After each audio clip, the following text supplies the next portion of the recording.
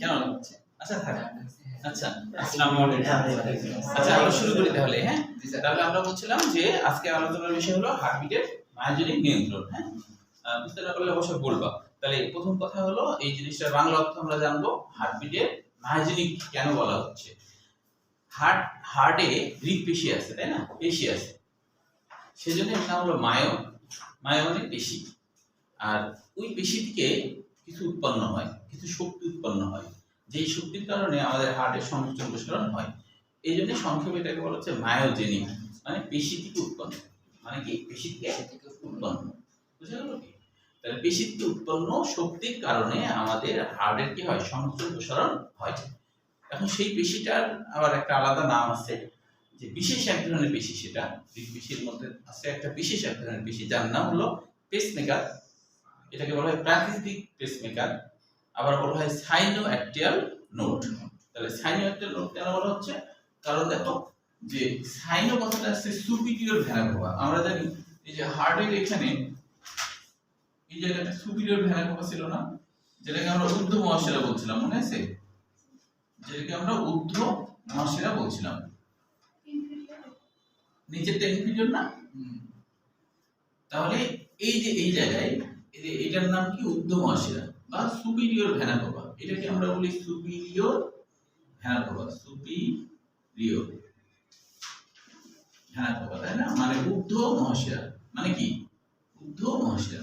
এই সুপিরিয়রটাকে সংক্ষেপে এস দিয়ে চিহ্নিত করা হয়েছে। সাইনোঅ্যাক্টিয়াল নোডের সুপিরিয়রকে এস দ্বারা চিহ্নিত করা হয়েছে। হ্যাঁ, সুপিরিয়র ভেনা ভাবা এই ঠিক গোড়াতে, এই গোড়ার জায়গাতে এইখানে একটা রূপান্তরিত মাংসপেশি আছে। ওই জন্য এর নাম হলো কি? S A N. এ কেন? এ মানে অ্যাক্টিয়াম। এটা কি অ্যাক্টিয়াম না? এই যে এটা তো অ্যাক্টিয়াম, তাই না? অ্যাক্টিয়াম। তাহলে সুপিরিয়র ভেনা ভাবার গোড়াতে এতে অ্যাক্টিয়াম, অ্যাক্টিয়ামের সুপিরিয়র ভেনা ভাবার গোড়াতে একটা নোড। নোড মানে কি? মাংসপিণ্ড। মাংসপিণ্ড। ওই মাংসপিণ্ডই মূলত যে হৃদপেশিকে কি করছে? সংকোচন প্রসারণ করতেছে। বুঝতে পারছো? তো সেই জন্য এর নাম হলো মায়োজেনিক নিয়ন্ত্রণ। মায়ো মানে হৃদপেশির কথা বলা হচ্ছে এখানে, আর জেনিক মানে তৈরি করছে। কারণ হৃদপেশিতে বিশেষ এক ধরনের রূপান্তরিত মাংসপিণ্ড আছে, যেটা হলো হার্টকে কি করতে? সংকোচন প্রসারণ করতে সাহায্য করছে। বুঝা গেল কি? সেটা হলো কোন রকম বাইরের কোনো উদ্দীপনা ছাড়াই সে একা একা এটা করতে পারে। এই জন্য বলা হচ্ছে তুমি হৃদপিণ্ডকে যদি 37 ডিগ্রি সেন্টিগ্রেড তাপমাত্রায় লবণ পানিতে রাখো, হৃদপিণ্ড একা একা অনেক সময় ধরে সংকোচন প্রসারণ করবে। মানে কি? মাথার সাথে কোনো কানেকশন নাই, তারপরও। হ্যাঁ, বুঝা গেল কি? সে এটা করতে পারে আর কি। যদিও আমাদের ব্রেনের কিন্তু এর উপরে খবরদারি করার ক্ষমতা আছে, কিন্তু দরকার হলে খবরদারি করে, দরকার না হলে করে না, একা একা ও কাজ করতে থাকে। বুঝতে পারছো? একা একা সংকোচন করে।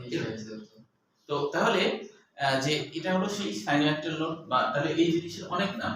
পরীক্ষায় যদি আসে মায়োজেনিক নিয়ন্ত্রণ, তাহলে আমরা বলবো এই সাইনোঅ্যাক্টিয়াল নোড বা পেসমেকার, প্রাকৃতিক পেসমেকারের কথাই বলা হচ্ছে। ঠিক আছে? তাহলে এখন এটার জ্ঞানমূলক কোশ্চেন হিসেবে আমরা যদি লিখি, তাহলে আমরা লিখবো, বোল্ড করা আছে দেখো, বাইরের কোনো উদ্দীপনা ছাড়া হৃদপিণ্ডের ক্রিয়া স্বয়ংক্রিয়ভাবে নিয়ন্ত্রিত হওয়া, স্বয়ংক্রিয়ভাবে নিয়ন্ত্রিত হওয়াই এই নিয়ন্ত্রণকে মায়োজেনিক নিয়ন্ত্রণ বলে। তাহলে এখানে একটু ভাষাটা একটু চেঞ্জ করতে হবে। স্বয়ংক্রিয়ভাবে নিয়ন্ত্রিত হওয়াই এই নিয়ন্ত্রণকে, এই ধরনের নিয়ন্ত্রণকে মায়োজেনিক নিয়ন্ত্রণ বলে। বাইরের কোনো উদ্দীপনা ছাড়াই হৃদপেশি একা একাই স্বয়ংক্রিয়ভাবে নিয়ন্ত্রিত হয় বলে একে মায়োজেনিক নিয়ন্ত্রণ বলে।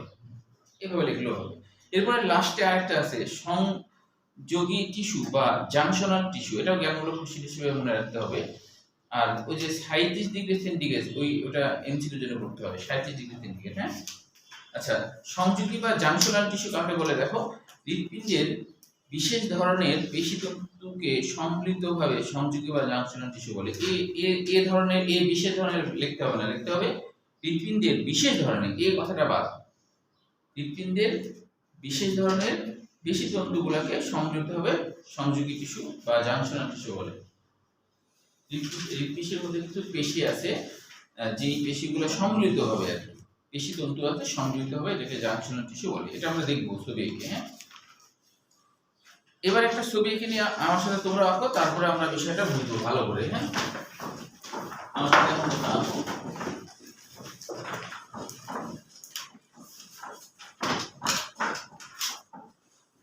আসলে যে বিষয়গুলো একটু ভালোভাবে ডিপলি ভাবে বোঝার, এই জন্য এটা আমরা যেটা কম বোঝার ছিল সেটা কিন্তু তাড়াতাড়ি আগে গেছে, যেটা একটু বেশি বোঝার সেটা একটু সময় নিয়ে আগাতে হচ্ছে, তাই কি না?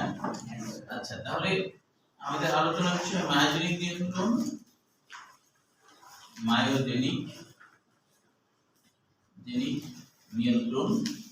তাহলে আবার এর নাম হলো সাইনোভিয়াল নোড, SAN, অথবা এর নাম পেসমেকার বা প্রাকৃতিক পেসমেকার, প্রাকৃতিক পেসমেকার,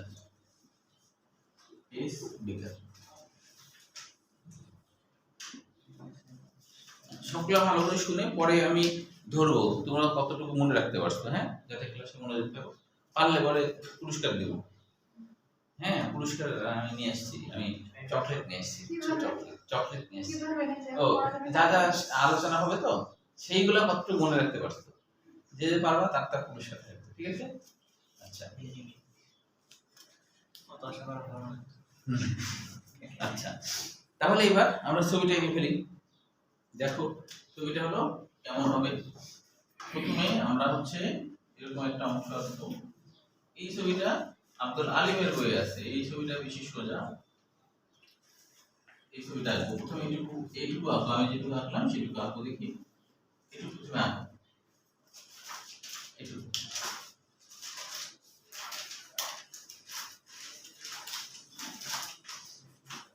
মানে পুরস্কার ও তিরস্কার দুইটাই নাকি দরকার, হ্যাঁ।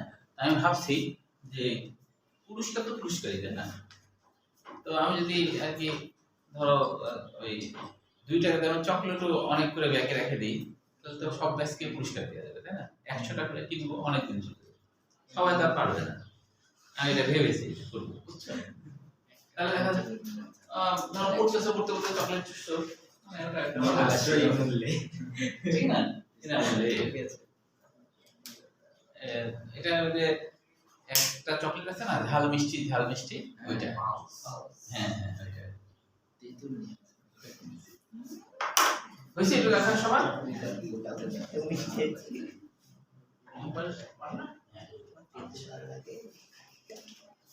এবার দেখো, এবার হলো আমরা এইখান থেকে আরেকটা অংশ,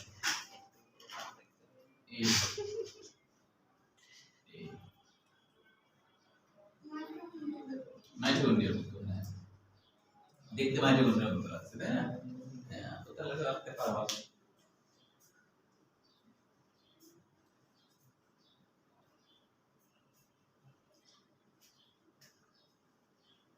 একইভাবে এই পাশেও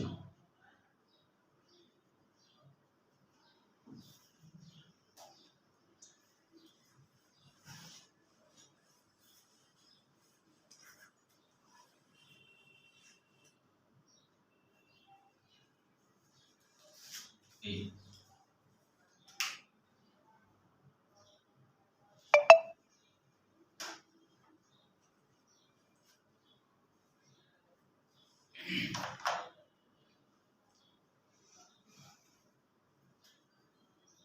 তারপরে এর উপর থেকে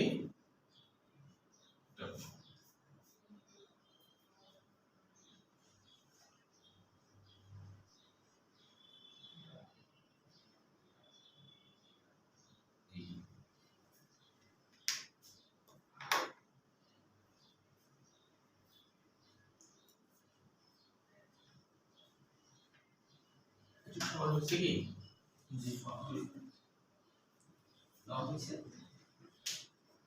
ওর নাম কি জানো? নোহা, আমি নোয়া বলছি, নোয়া না নোহা, হ্যাঁ। আচ্ছা, এবার তাহলে এবার কি করবো, এবার আমরা সরাসরি এর উপর দিয়ে আরেকটা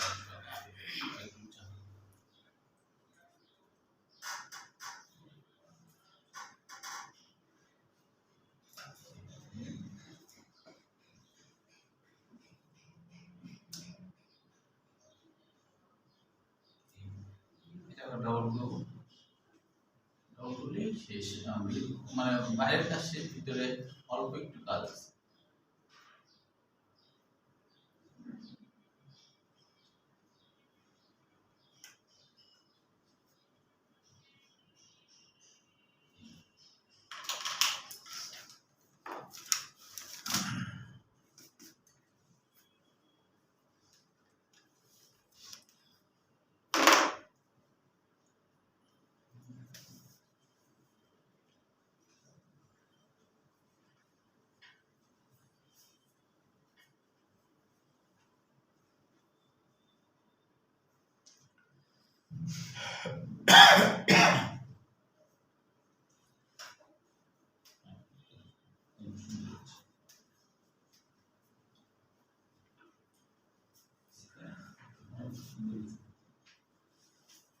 আচ্ছা তাহলে এবার দেখো, এবার আমরা এই জায়গাতে কিছু অংশ আছে এটা রাখবো, তারপরে এখানে এটা আবার নিচের দিকে নেমে আসছে, নিচের দিকে নেমে এসে এটা এবার অনেক শাখা প্রশাখা হয়ে গেছে।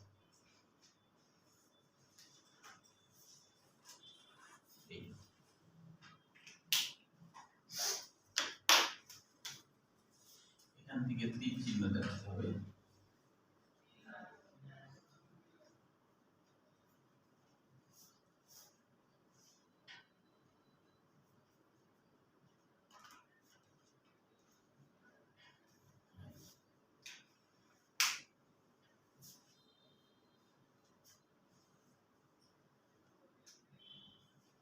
আমরা চিহ্নিত করব, আমাদের এখানে চিহ্নিত হলো মূলত এই অংশগুলো।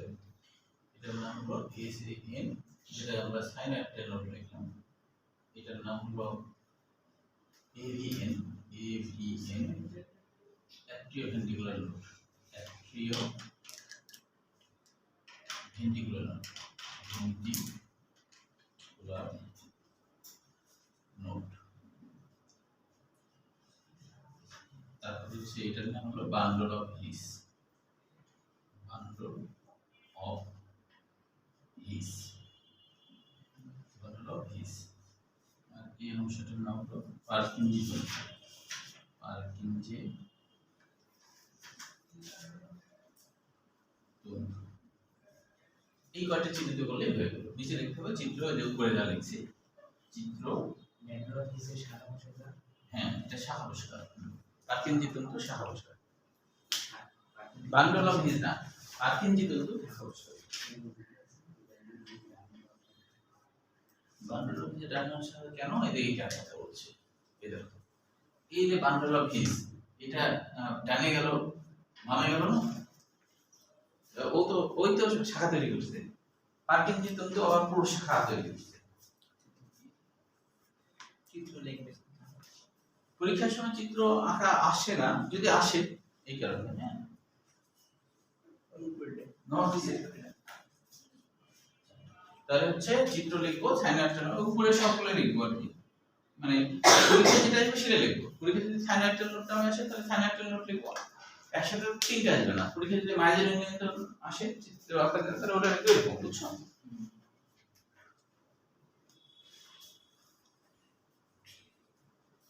হয়েছে কিনা আপনি বলো, সবার হলে তারপরে আজকে কিন্তু আমরা একটা টপিকে থাকবো না, কমপক্ষে দুইটা টপিক করতে হবে। রোগগুলো অবশ্য তাড়াতাড়ি শেষ হয়ে যাবে, রোগগুলো সময় লাগবে না, রোগগুলো সোজা। সবগুলো আসলে মানে হ্যাঁ অ্যান্টি ইলেকট্রিক অ্যাট্রি নাকি atrio ventricular node, atrio atrio ventricular node, atrio ventricular note. হ্যাঁ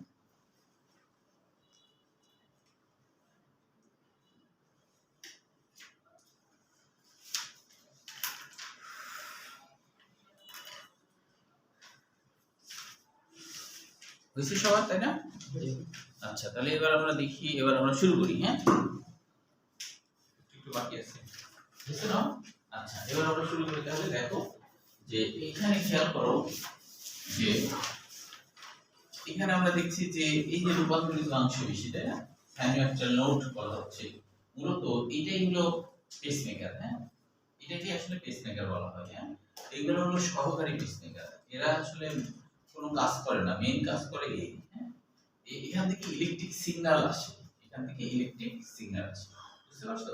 ইলেকট্রিক সিগন্যালের কারণে তোমার হচ্ছে কি হয় যে ইলেকট্রিক সিগন্যালটা কেমন ভাবে আসে। হ্যাঁ অধ্যায়টা শেষ হলে তোমাদেরকে আমি এটা দেখাবো। হ্যাঁ এই হৃৎপিণ্ড থেকে কিভাবে সংযোগ প্রসারণ হয়, ল্যাপটপ নিয়ে আসবো, একটা এখন ভালো আছে, হলো অধ্যায়টা শেষ হলে দেখাবো, মাঝে দেখালে পড়া আবার ওই দিন ভিডিওতে এই সময় শেষ, এই জন্য অধ্যায় শেষ হলে দেখাবো যে ইলেকট্রিক সিগন্যাল কিভাবে আসে। হ্যাঁ প্রজেক্টরে দেখাবো। তো ইলেকট্রিক সিগন্যাল আসে, ইলেকট্রিক সিগন্যালটা এই সিগন্যালটা এত দূর পর্যন্ত চলে যায়, বুঝছো? 2 অ্যাটম পর্যন্ত চলে যায়, যার জন্য এটা সংযোগ প্রসারণ হয়। আবার এই সিগন্যালটা এখানকার যে এটার নাম কি অ্যাট্রিও ভেন্ট্রিকুলার নোড, এরকম নাম কেন হলো? অ্যাট্রিয়াম আর ভেন্ট্রিকল এর মাঝের নোড, তাই না? অ্যাট্রিয়াম আর ভেন্ট্রিকল তার মাঝে আছে না, এটা এই জন্য এর নাম অ্যাট্রিও ভেন্ট্রিকুলার নোড, দুইটার মাঝে থাকার জন্য এরকম। কিন্তু এ একা একা কোনো ইলেকট্রিক সিগন্যাল দিতে পারে না। এ যদি একে উদ্দীপ্ত করে তাহলে ও পারে, ব্যাপারটা এরকম। বুঝা গেল কি? এই জন্য এটাকে বলা হয় সহকারী পেসমেকার, মানে এটা মেন না, মেন ওইটাই, ঠিক আছে? হ্যাঁ, সাইনাইটাল নোড। তারপরে এটা হলো বান্ডল অফ হিজ, নাম কেন হলো? বৈজ্ঞানিকের নাম। হিজ হলো একজন বৈজ্ঞানিকের নাম, বান্ডল মানে কি আঠি। এখানে স্নায়ুতন্ত্রের অনেকগুলো ডেন্ড্রাইট গুচ্ছ হয়ে আঠির মতো আছে, এই জন্য এর নাম হলো বান্ডল অফ হিজ, বুঝছো? তো হিজ হলো বৈজ্ঞানিকের নাম, বান্ডল মানে আঠি, মানে অনেকগুলা সুতা একসাথে আছে তাই। তারপরে এটা আবার ডানে বাঁয়ে শাখা হয়ে গেছে, এটা অনেকগুলা শাখা প্রশাখা আছে, তাই না? তো এই অনেক শাখা প্রশাখা যুক্ত জায়গার নাম পার্কিনজি তন্তু। এরাই কিন্তু ভেন্ট্রিকল দ্বয়কে সংযোজন করতে সাহায্য করছে। তো পার্কিনজিও আবার বৈজ্ঞানিকের নাম, পার্কিনজিও বৈজ্ঞানিকের নাম। এখানে কিছু বিষয় দেওয়া আছে, এর মধ্যে গুরুত্বপূর্ণ এমসিকিউ হলো সাইনাইটাল নোটে যে এটার লম্বা কত, হ্যাঁ চওড়া কত, এখান থেকে এটুকুই আছে। আর দ্বিতীয় নম্বর দিকে কিছু আছে, যদিও খুব কম আসে, কিন্তু তাও আমরা পড়ে রাখবো। তৃতীয় নম্বর লাইনে দেখো কিছু এমসিকিউ আছে। সান থেকে এভিএনে উদ্দীপনা পরিবহনের সময় কত লাগে? বলছে 0.03 সেকেন্ড সময় লাগে। অর্থাৎ কোথা থেকে কোথায়? এই দেখো এইখান থেকে এইখান পর্যন্ত, তাই না? এই জায়গা থেকে এই জায়গা থেকে এই জায়গা পর্যন্ত, এখান থেকে এটি পর্যন্ত আসতে সময় কত? হ্যাঁ বলো। এভিএন, এভিএনের কাজ হলো সাইনাইটাল নোডের ইলেকট্রিক সিগন্যালটা ধারণ করা, করে অন্য জায়গায় পাঠাতে দেয়। এই ও সহকারী হিসেবে কাজ করে, ও হলো রাস্তা হিসেবে কাজ করছে, রাস্তা। হ্যাঁ, যেমন ধর একটা পাইপ, পাইপ দিয়ে পানি যায়। আসলে পাইপ কি পানি, আসলে কি ও কি পারে পানি দিতে, নাকি মেশিন পানি দেয়? মেশিন পানি দেয়। আর ও জাস্ট হলো পরিবহন করার কাজ করছে, ব্যাপারটা এরকম না? ও হলো পরিবহন করার কাজ করছে। তো এইটা হলো ঠিক পরিবহন করার কাজ ছাড়া আর কিছু করে না। ও ইলেকট্রিক সিগন্যাল ধরতে পারে এবং পরবর্তী দূরে আবার পাঠিয়ে দিতে পারে, এই কাজটা করতে পারে। এছাড়া অন্য কাজ করতে পারে না। তাহলে এ ধরলো, ধরে এখন এই যে এখানে পাঠিয়ে দিল, এখান থেকে আবার ভেন্ট্রিকল দ্বারা ইলেকট্রিক সিগন্যাল গেল সংযোজন হলো। হ্যাঁ, আচ্ছা তাহলে এখানে কি বলছে দেখো, সময় লাগে এখান থেকে একটু সময় লাগে 0.03 সেকেন্ড সময় লাগে। তারপর বলছে এভিএন এ আগত উদ্দীপনা, মানে এভিএন থেকে যে উদ্দীপনাটা আসলো সেই উদ্দীপনা দেরি হয়, দেরি হয় কত? 0.09 সেকেন্ড দেরি হয়। মানে কি, ওখানে আসার পর ওই উদ্দীপনাটা একটু সময় নেয়, সময় নিয়ে তারপরে ছাড়ে, গ্রহণ করে, গ্রহণ করে সাথে সাথে না ছেড়ে একটু সময় নেয়, তাহলে একটু কি দেরি করে। ওই দেরি করাটাকে বলা হয় delay. AV nodal delay, AV nodal delay. Delay মানে কি, দেরি করা, একটু দেরি করে। তারপরে এরপরে এভিএন থেকে এভি বান্ডল, ওই যে বান্ডল অফ হিজ, এর মাধ্যমে উদ্দীপনা ভেন্ট্রিকুলার পেশিতে পৌঁছাতে আরো 0.4 সেকেন্ড সময় লাগে। একবারে ভেন্ট্রিকুল পর্যন্ত পৌঁছাতে ও তো দেরি করলো, দেরি করার ফলে আরো আবার দেরি করে আবার ছাড়ছে যখন, তখন পুরা ভেন্ট্রিকুলে পৌঁছাতে 0.4 সেকেন্ড সময় লাগে। অর্থাৎ সান থেকে উদ্দীপনা হওয়ার পর উদ্দীপনা ভেন্ট্রিকুলে পৌঁছাতে 0.16 সেকেন্ড। ও এটা হলো, এইটা তো একবারে কম্পিউটারের সাহায্যে একবারে অ্যানালাইসিস করে দেখছি যে কত সময় ইলেকট্রিক সিগন্যাল যাতে লাগে না লাগে। হ্যাঁ, চোখে দেখা জিনিসটা কম্পিউটারের সাহায্যে দেখছি, বুঝছো, যাতে এত সময় লাগে। তাহলে টোটাল তো তাই হচ্ছে, তাই না? যে এই যে ধরো প্রথমে 3 সেকেন্ড লাগলো, তারপরে 9, 12 আর 4 এ 16, তাই টোটাল সময় লাগে 16। একবারে সাইনাইটাল নোড থেকে শেষ পর্যন্ত 16 সেকেন্ড, 0.16 সেকেন্ড সময় লাগে, এটুকু হচ্ছে। তারপরে আর নাই। এবার আমরা চলে আসবো সরাসরি রক্তচাপ নিয়ন্ত্রণে ব্যারো রিসেপ্টরের ভূমিকা। তাহলে এখান থেকে ব্যারো রিসেপ্টর জিনিসটা কি সেটা আগে জানতে হবে। ব্যারো মানে চাপ, মনে রাখো। ব্যারো মানে কি? ব্যারোর বাংলা অর্থ চাপ, ব্যারোর বাংলা অর্থ হলো চাপ। হ্যাঁ, ব্যারোর বাংলা অর্থ হলো চাপ। তাহলে এই জন্য বলছে এটার নাম হলো ব্যারো, রক্তচাপ নিয়ন্ত্রণে ব্যারো রিসেপ্টরের ভূমিকা। মানে চাপ রিসেপ্টরটা কি? চাপ রিসেপ্টরটা হলো আমাদের যে হার্ট আছে, হার্ট থেকে যে রক্তনালীগুলো বের হয়েছে, তাই না? ধরো আমরা জানি যে মনে করো এটা আমাদের, মনে করো এই তো আমাদের হার্টের ব্যাপার। হ্যাঁ, তো আমাদের হার্টের একটা রক্তনালী কিন্তু এইভাবে করে বাঁক নিয়েছে, এইভাবে বাঁক নিয়েছে একটা রক্তনালী। হ্যাঁ, বাঁক নিয়েছে। আবার আরেকটা রক্তনালী কিন্তু ইয়ের দিকে গেছে, কোথায় গেছে? মাথার দিকে গেছে। এখান থেকে শাখা প্রশাখা হয়ে আবার মাথার দিকে গেছে, মাথার দিকে গেছে। তো এখন বলা হচ্ছে আমাদের অ্যাওটিক আর্টস। আর্টস কথাটার বাংলা অর্থ কি? অ্যাওটা মানে তো জানি মহাধমনী, তাই না? অ্যাওটা মানে মহাধমনী। আর অ্যাওটিক আর্টস যখন বলছে, আর্টস মানে কি? বাঁকানো। আর্টস মানে বাঁকানো। রক্তনালী যখন বাঁক নেয় তখন এর নাম হয় কি? আর্টস। তাই এর নাম অ্যাওটিক আর্টস। Aortic arts. এই অ্যাওটিক আর্টসে কি আছে? কিছু স্নায়ুতন্ত্র ডেনড্রাইট আছে। স্নায়ুতন্ত্রের যে ডেনড্রাইট গুলা এখানে এইসব জায়গাতে আছে, এই বাঁকানো জায়গাতে আছে, এই বাঁকানো জায়গাতে। আর কোথায় আছে? উপরের দিকে যে রক্তনালী গেছে, উপরের দিকে যে রক্তনালী গেছে এর নাম হলো ক্যারোটিড ধমনী। কেন? করোটিতে যায় তাই। ক্যারোটিড ধমনী কেন নাম হচ্ছে? করোটিতে যায় তাই ক্যারোটিড ধমনী। করোটিতে যায় তাই এর নাম ক্যারোটিড ধমনী। তাহলে ক্যারোটিডের এইখানেও আবার কিছু স্নায়ুতন্ত্রের ডেনড্রাইট থাকে। এদের কাজ কি জানো? এদের কাজ হলো ওই যে চাপ নিয়ন্ত্রণ করা। অর্থাৎ হলো যে বলছে না ব্যারো রিসেপ্টর, এই সমস্ত স্নায়ুগুলাকেই বলা হয় রিসেপ্টর। রিসেপ্টর মানে কি? রিসিভ করা। এটাকে বলা হয় রিসেপ্টর। শুধু এটা না, এটা সবগুলা কি? রিসেপ্টর মানে রিসিভ করা। রিসেপ্টর মানে কি? রিসিভ করা। রিসিভ মানে কি? গ্রহণ করা। অর্থাৎ এরা কি করে? রক্তচাপ জোরে হচ্ছে নাকি আস্তে হচ্ছে সেই খবরগুলা এরা রিসিভ করে, রিসিভ করে ব্রেনে পাঠায় দেয়, রিসিভ করে ব্রেনে পাঠায় দেয়। এই জিনিসটাকে আসলে বলা হয় ব্যারো রিসেপ্টর। ব্যারো মানে চাপ, রিসেপ্টর মানে গ্রহণকারী। চাপ গ্রহণকারী। চাপ গ্রহণকারীর ভূমিকা কি? চাপ গ্রহণকারীর ভূমিকা কি? রক্তের চাপ যে গ্রহণ করতেছে তার কি ভূমিকা? তার ভূমিকা কি? সে হলো যদি জোরে রক্ত চলে তাহলে স্বাভাবিক করে দেবে, আর আস্তে রক্ত চললে সেটাকে আবার জোরে করে দেবে। এটা হলো যেমন ধরো তুমি যদি নিচ থেকে দৌড় দিয়ে দোতলায় উঠো, তোমার হার্টবিট জোরে হবে, হবে না? হবে কি না? কিন্তু এই জোরে কি সারাক্ষণ হয়? পরে ঠিক হয়ে যায়। কিভাবে ঠিক হয়? এইগুলোর কারণে। যখন এই রক্ত জোরে চলে, ব্রেনে খবর চলে যায়, তখন ব্রেন কি করে? রক্ত যেন বেশি জোরে না চলে, সে তার ওই যে পেসমেকারের উপর তার নিয়ন্ত্রণ কিন্তু আছে, হ্যাঁ, হস্তক্ষেপ করতে পারে, এই ক্ষমতা আছে। ও একা একা কাজ করে, ঠিক আছে, কিন্তু নিয়ন্ত্রণ রেখে দিয়েছে। তখন তখন কি হয়? যে ব্রেন তখন পেসমেকারকে ইলেকট্রিক সিগন্যাল আস্তে করার কথা বলে, যে তুমি আর জোরে জোরে করো না, আস্তে করো। তখন ও যখন নির্দেশনা পেয়ে গেল, তখন পেসমেকার আস্তে আস্তে ইলেকট্রিক সিগন্যাল দিতে থাকে। তখন কি হয়? তখন অটোমেটিকলি রক্তচাপ আবার স্বাভাবিক হয়ে যায়। যেমন ধরো তুমি সাইকেল নিয়ে ধরো কি করছো, যে উঁচু জায়গায় উঠছো, তখন তো খুব জোরে প্রেসার দিয়ে প্যাডেল ঘোরাবা। কিন্তু তুমি যদি নিচু জায়গায় নামো, ধরো যে পাহাড়ি অঞ্চলে আছে না, চট্টগ্রাম ওইগুলো জায়গা, তো ওইগুলো জায়গাতে দেখা যায় অনেক উঁচাতে কষ্ট করতে হয়। কিন্তু যখন মনে করো যে নিচে নামতে হয় না, তখন হুন্ডা যারা চালায় তারা পর্যন্ত কি করে? পুরো স্টার্ট বন্ধ করে দেয়, দিয়ে 1 কিলো 2 কিলো ওইভাবে চলে, কারণ তেলটা বাঁচে গেল। আমি দেখেছি, গেছিলাম বেড়াতে, দেখছি এরকম সিস্টেম। তো তার মানে হচ্ছে তেল বাঁচানোর জন্য। তো সাইকেলে তুমি যখন নিচে নামবা, তখন কি প্যাডেল আরো জোরে ঘুরাবা, নাকি তুমি ব্রেক কষবা ভয়ে যে জোরে চলছে এক্সটেন্ড করবো, তাই না? ব্রেন এই কাজটা করে। তো এই জিনিসটা তাহলে যে স্নায়ুতন্ত্রগুলো এই কাজ করে তাকে বলা হয় ব্যারো রিসেপ্টর। বুঝা গেল কি? তাহলে এখান থেকে আমাদের রক্তচাপ কাকে বলে এটা আমরা পড়বো জ্ঞানমূলক কোশ্চেন হিসেবে। তারপরে আমরা পড়বো হচ্ছে পঞ্চম নম্বর লাইনে, একজন সুস্থ প্রাপ্তবয়স্ক মানুষের স্বাভাবিক সিস্টোলিক চাপ কত? আর হচ্ছে অপটিমাম চাপ। অপটিমাম বলতে আদর্শ, অপটিমাম বলতে কি বোঝায়?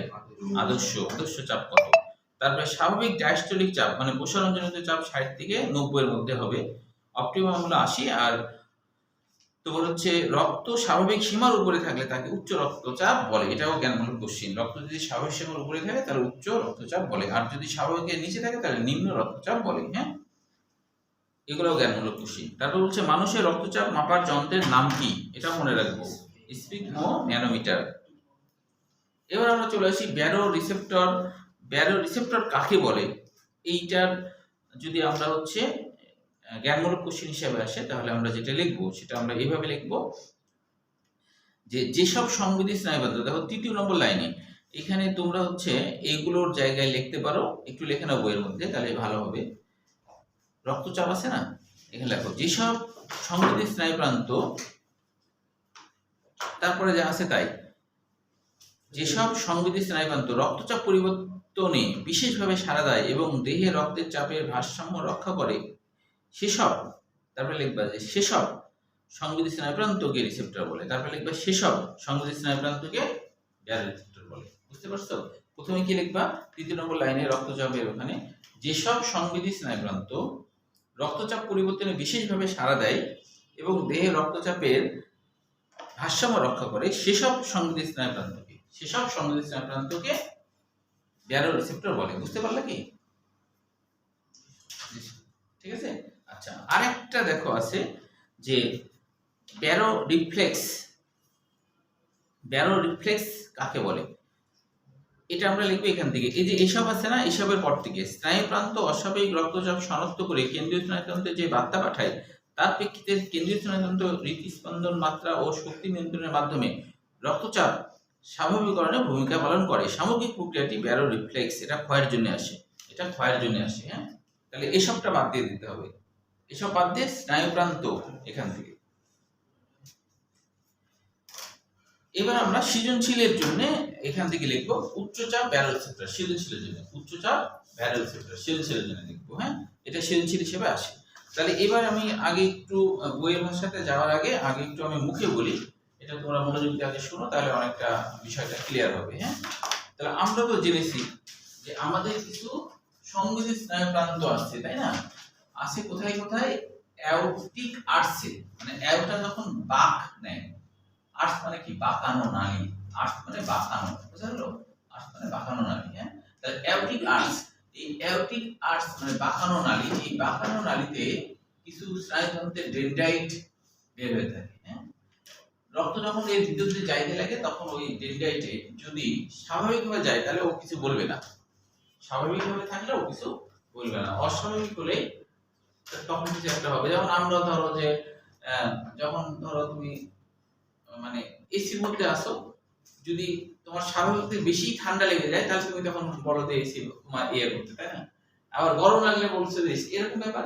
তো সেরকম এখানেও তাই, স্বাভাবিক হলে এ কোনো উদ্দীপনা করবে না, কিন্তু যদি রক্তচাপ কোনো কারণে বেড়ে যাবে, যে দৌড়াদৌড়ি করলে রক্তচাপ বেড়ে গেল, এই জায়গাতে রক্ত যখন জোরে যাবে এটা উদ্দীপ্ত হয়ে ব্রেনে চলে যাবে, খবরটা ব্রেনের মধ্যে, ঠিক আছে, ব্রেনে চলে যাবে। আবার একইভাবে ক্যারোটিড যে সাইনাস বলা হচ্ছে, সাইনাস মানে গহ্বর। কেন সাইনাস বলা হচ্ছে জানো? যেখানে স্নায়ুতন্ত্র থাকে সেই জায়গাটা একটু এরকম হয়, দেখো কেমন হয়। তোমাদের বইটা নাই কিন্তু বাস্তবিক এরকম হয়। এখানে যা আছে তো, যে জায়গা থাকে সেই জায়গাটা একটু স্ফীত হয়, যে জায়গা থাকে সেই জায়গাটা একটু স্ফীত হয়। স্ফীত হওয়ার কারণে এর নাম হলো ক্যারোটিড সাইনাস। স্ফীত হওয়ার কারণে এর নাম কি? ক্যারোটিড। এই গোটা জিনিসটার নাম কি? Carotid sinus. সাইনাস মানে গহ্বর, ক্যারোটিড মানে করটিতে যাওয়া রক্তনালী, ক্যারোটিড সাইনাস। তো এই জায়গাটাতে ক্যারোটিড সাইনাসে এখানে একটু স্ফীত থাকে, এই জন্য এর নাম সাইনাস হয়েছে। একটু স্ফীত থাকার জন্য এর নাম কি? সাইনাস হয়েছে। বুঝা গেল কি? স্ফীত এস্টা স্ফীত, এই জন্য এর নাম হলো সাইনাস। তো এইখানেও উদ্দীপ্ত হয়। তো যখনই এরকম উদ্দীপ্ত হবে তখন কি কি ঘটবে? যদি এরকম এই জায়গাতে জোরে রক্ত চলাচল করে তাহলে কি কি ঘটনা ঘটবে? তো বলা হচ্ছে উদ্দীপ্ত হওয়ার সাথে সাথে এই স্নায়ুগুলোর সাথে আমাদের ব্রেনের কানেকশন আছে। আমাদের ব্রেনের মধ্যে মেডুলা নামে একটা জায়গা আছে, হ্যাঁ। এটা হলো আমাদের পশ্চাৎ মস্তিষ্কের একটা অংশ। মেডুলা নামে একটা জায়গা আছে, ওই জায়গাতে অনেক স্নায়ুকোষ আছে, হ্যাঁ। তো যে স্নায়ুকোষগুলা রক্তচাপ নিয়ন্ত্রণের দায়িত্ব পালন করে সেই স্নায়ুকোষগুলোকে বলা হয় ভ্যাসোমোটর। ভ্যাসোমোটরের বাংলা অর্থ কি? লিখে নাও। ভ্যাসোমোটরের বাংলা অর্থ কি? এটা আছে বইয়ের মধ্যে আছে, ৪র্থ নম্বর লাইনে আছে, দেখো ভ্যাসোমোটর। ৪র্থ নম্বর লাইনে দেখো লেখা আছে ভ্যাসোমোটর, পাইছো? এই ভ্যাসোমোটরের বাংলা অর্থ রক্ত প্রবাহ সংকোচক। ভ্যাসোমোটর হলো রক্ত প্রবাহ সংকোচক। ভ্যাসোমোটরের বাংলা অর্থ কি? রক্ত প্রবাহ সংকোচক। বুঝা গেল? তাহলে এই কেন্দ্রটি, হ্যাঁ, মেডুলার এই পশ্চাৎ মস্তিষ্কের একটা অংশ মেডুলা। এই মেডুলার মধ্যে যে কোষগুলো আছে, স্নায়ু কোষগুলো আছে না, যে কোষগুলা এই রক্তচাপ নিয়ন্ত্রণে ভূমিকা রাখে তার নাম ভ্যাসোমোটর, রক্ত প্রবাহ সংকোচক। ও উদ্দীপ্ত হয়। ও যখনই ও উদ্দীপ্ত হবে তখন কি করবে? কিছু স্বয়ংক্রিয় স্নায়ু আছে আমাদের। স্বয়ংক্রিয় মানে কি, যে স্নায়ুটা আমাদের আমাদের কথা মতো চলে না, নিজের ইচ্ছে কাজ করে। যেমন ধরো আমাদের যে হার্ট চলছে, এটা কি আমরা হার্ট চালাচ্ছি? এটা কিন্তু স্বয়ংক্রিয় স্নায়ু হার্ট চালাচ্ছে। হ্যাঁ, তারপরে আমাদের ফুসফুস, এটাও কিন্তু স্বয়ংক্রিয় স্নায়ু চালাচ্ছে। এমনকি আমাদের চোখের পাতা পিটি পিটি করে না, এটাও কিন্তু স্বয়ংক্রিয় স্নায়ুর মাধ্যমে হচ্ছে। আমরা কিন্তু টেরি পাচ্ছি না, পাচ্ছি? কিন্তু আমাদের নিয়ন্ত্রণ আছে। আমরা চাইলে কিছু সময়ের জন্য শ্বাস বন্ধ রাখতে পারি, চোখের পাপড়ি কিছু সময়ের জন্য আমরা করতে পারি, কিন্তু স্বয়ংক্রিয় স্নায়ু করে। তো এই ব্রেনেরও ওই যে রক্তচাপ স্বাভাবিক করার জন্য স্বয়ংক্রিয় স্নায়ু আছে। হ্যাঁ, ওই স্বয়ংক্রিয় স্নায়ু নাম হলো সিম্প্যাথেটিক স্নায়ু। স্বয়ংক্রিয় স্নায়ুর নাম কি? সিম্প্যাথেটিক স্নায়ু। এই সিম্প্যাথেটিক স্নায়ু সে কি করবে, এই হলো যে সরাসরি ব্রেন থেকে খবরটা যখনই পাবে আর কি, এখান থেকে এই সিম্প্যাথেটিক মানে ভ্যাসোমোটরে গেল, তো তখন সিম্প্যাথেটিক স্নায়ু কি করবে, যে এই খবরটা উদ্দীপ্ত হয়েছে, ও যে জানতে পারছে যে এরকম রক্তচাপ জোরে হয়ে গেছে, সিম্প্যাথেটিক স্নায়ু তখন কি করবে, যে আমাদের ওই যে হার্টবিটের যে পেসমেকার আছে, ওর হচ্ছে কি করবে, ওকে হলো থামার জন্য বলবে যে তুমি আস্তে হয়ে যাও। ওর যে ইলেকট্রিক সিগন্যালটা যেরকম চলছিল ওর উপর হস্তক্ষেপ করবে, বলবে তুমি আস্তে হয়ে যাও, স্লো হয়ে যাও। তখন ও কি হয়ে যাবে, স্লো হয়ে যাবে। বুঝা গেল কি? যদি স্লো হয়ে যায় তাহলে স্বাভাবিক হয়ে যাবে কিনা, তাহলে স্বাভাবিক হয়ে যাবে। তো এছাড়াও আরেকটা কথা বলা হচ্ছে, যদি এরকম হয় রক্তচাপ ধরো জোরে তো হয়েছে, এখন ধরো আস্তে হয়ে গেল, কোনো কারণে আস্তে হয়ে যায় না, আস্তে হয় কি কারণে বলা হচ্ছে, কেউ যদি বেশ কিছুদিন ধরে মানসিক সমস্যা থাকে, মানসিক চাপে থাকে, হ্যাঁ, তাহলে তার হচ্ছে রক্তচাপ আস্তে হয়ে যায়। আর হঠাৎ করে কোনো দুঃখজনক ঘটনা শুনলে হার্টবিট জোরে হয়, কিন্তু যদি অনেকদিন ধরে মানসিক কষ্টে থাকে তাহলে রক্তচাপ আরো উল্টা কাজ করে, স্লো হয়ে যায়। তো রক্তচাপ যদি এরকম স্লো হয়ে যায় কোনো কারণবশত, তাহলে এই স্নায়ুগুলো উদ্দীপ্ত হবে, এই যে এরা তখন উদ্দীপ্ত হবে। এরা বুঝতে পারছে যে তো আস্তে হয়ে গেছে, হ্যাঁ, তখন আবার ওই যে মেডুলাতে খবর পাঠাবে। মেডুলাতে খবর পাঠালে তখন কি হবে, ওই একইভাবে তোমার যে এখানে যে স্নায়ুগুলো থাকবে, যে স্নায়ুগুলো তোমার রক্তচাপকে জোরে করার চেষ্টা করবে, মানে পেসমেকারকে তোমার আরো ইলেকট্রিক সিগন্যাল দিতে বলবে। কারণ কি, পেসমেকারও স্লো হয়ে গেছে অটোমেটিকলি দুঃখের কারণে। হ্যাঁ, কারণ কি, দুঃখ পেলে এক ধরনের হরমোন নিঃসরণ হয়, কর্টিসল। ওই কর্টিসল হরমোনটা তোমার ওই পেসমেকারের ওখানেও যায়, কাজ লাগে। তখন পেসমেকার তার ইলেকট্রিক সিগন্যাল কমিয়ে দেয়। হ্যাঁ, তো এই কমিয়ে গেলে তো এই সমস্ত যে স্নায়ু উদ্দীপক যে জিনিসগুলো আছে, এখানে তো সারা পাবে, আস্তে আস্তে রক্ত যাচ্ছে, খবরটা গেল। খবর যাওয়া মাত্রই এখানে দুইটা স্নায়ু কাজ করে এই খবর দেওয়ার ক্ষেত্রে, একটা হলো গ্লোসোফ্রেঞ্জিয়াল স্নায়ু আর একটা হলো ভ্যাগাস স্নায়ু। আচ্ছা, এই জিনিসগুলো কি দেখো, গ্লোসোফ্রেঞ্জিয়াল এর বাংলা অর্থ জিহ্বা ও গলা সম্পর্কিত স্নায়ু। গ্লোসোফ্রেঞ্জিয়াল এর বাংলা অর্থ জিহ্বা ও গলা সম্পর্কিত স্নায়ু। এর বাংলা অর্থ গ্লোসোফ্রেঞ্জিয়াল, জিহ্বা ও গলা সম্পর্কিত স্নায়ু।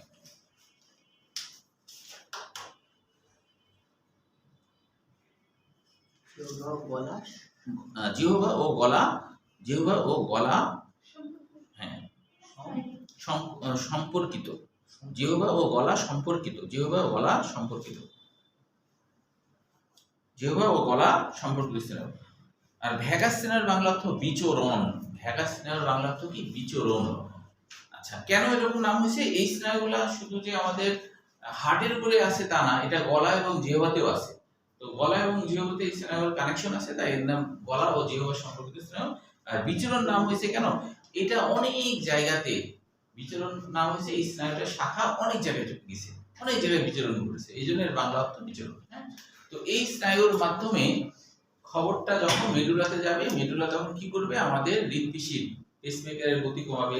তারপরে হলো অ্যাটারিওল, মানে সূক্ষ্ম সূক্ষ্ম যে রক্তনালী আছে ওইগুলাকে সংকুচিত করে ফেলবে। ওগুলাকে সংকুচিত করে ফেললে তখন হচ্ছে যে ফোর্সটা বাড়ে, রক্তচাপের ফোর্সটা বেড়ে যায়, বেড়ে গেলে তখন আবার স্বাভাবিক হয়ে যায়। তো পরীক্ষায় সাধারণত উচ্চচাপ বায়োরিসেপ্টর এটা সৃজনশীল হিসেবে আসে, অথবা নিম্নচাপ বায়োরিসেপ্টর এটা সৃজনশীল হিসেবে আসে। আজকে তো নিম্নচাপ বায়োরিসেপ্টর করা যাচ্ছে না।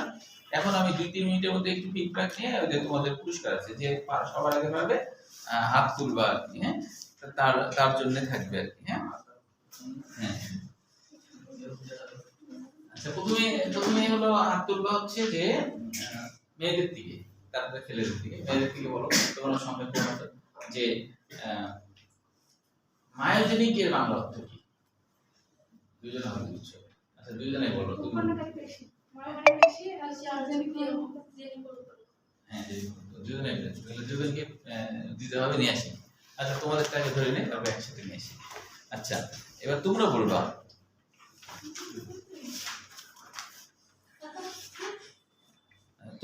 হচ্ছে যে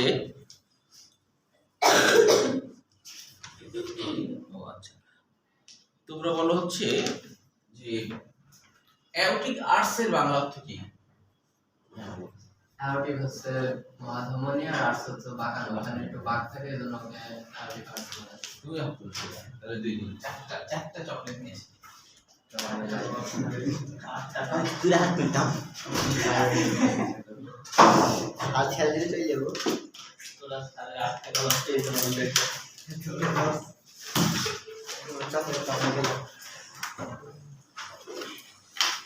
তাই তাহলে এই কাজ করতে হবে, একদিন পাঁচটা দিতে হবে আর দুই দিন $5 দিয়ে 5 টাকা ফেরত পাবে।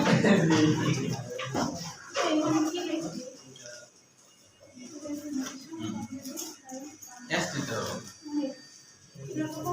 অন্য কেউ ধরে নিলে ধরতে না পারলে বাদ হওয়া উচিত তাই না? আচ্ছা এত সহজ কেন কেন হবে? ঠিক আছে ও আচ্ছা একটা বন্ধু